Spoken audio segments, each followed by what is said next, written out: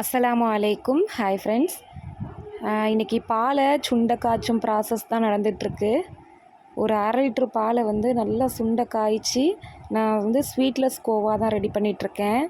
முட்டை மிட்டாய் பண்ணணும்னு ரொம்ப நாள் ஆசை. அதனால் சரி இன்றைக்கி பண்ணிடுவோம் அப்படின்ட்டு ஒரு 1/2 லிட்டர் ஃபுல் க்ரீம் மில்க் வந்து யூஸ் பண்ணியிருக்கிறேன்.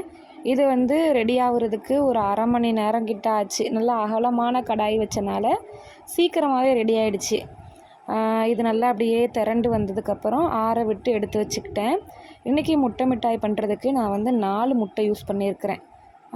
வந்து ஃபஸ்ட்டு டைம் பண்ணுறதுனால கொஞ்சமாக ட்ரை பண்ணுவோம் அப்படின்ட்டு 4 முட்டையில் பண்ணேன்.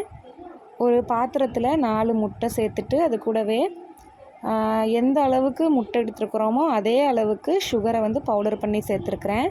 அது கூட 50 கிராம் முந்திரி பாதாம், அது கூடவே ஏலக்காய் சேர்த்து அரைச்சி சேர்த்துருக்குறேன். இது கூட நம்ம ரெடி பண்ணி வச்சுருக்கிற ஸ்வீட்லெஸ் கோவாவும் சேர்த்து நல்லா கட்டி இல்லாமல் கரைச்சி விட்டுக்கணும். இது கூடவே ஒரு 50 ml வந்து நெய் சேர்த்துருக்குறேன். இது வந்து வீட்டிலே ரெடி பண்ண நெய். நல்லா மணமாக இருந்துச்சு இந்த முட்டை மிட்டாய்க்கு.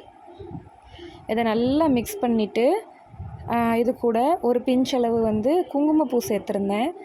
இது நல்லா ஃப்ளேவராக கலர்ஃபுல்லாக இருக்கும் அப்படிங்கிறதுக்காக சேர்த்துருந்தேன். நம்ம ரெடி பண்ணி வச்சுருந்த முட்டை கலவையை ஒரு பாத்திரத்தில் மாற்றி ஒரு 10 நிமிஷம் மீடியம் ஃப்ளேம்லேயே இந்த மாதிரி நல்லா மிக்ஸ் பண்ணி விடணும். இந்த அளவுக்கு கெட்டியாக வந்ததும் நெய் தடவின ட்ரேயில் சேர்த்துட்டு 180 டிகிரி செல்சியஸில் ஒரு 40 மினிட்ஸ் வந்து பேக் பண்ணி எடுத்துக்கணும். நல்லா ஆறுனதுக்கப்புறம் பீஸ் போட்டுக்கலாம். இந்த முட்டை மிட்டாய் செஞ்சு அன்னைக்கு விட நல்லா ஆறி மறுநாள் சாப்பிட்றதுக்கு அவ்வளோ சூப்பராக இருக்கும்.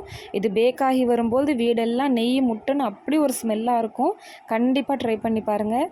எனக்கு ரொம்பவே பிடிச்சிருந்துச்சு. உங்களுக்கு பிடிச்சிருந்துச்சுன்னா வீடியோக்கு ஒரு லைக் போட்டுருங்க.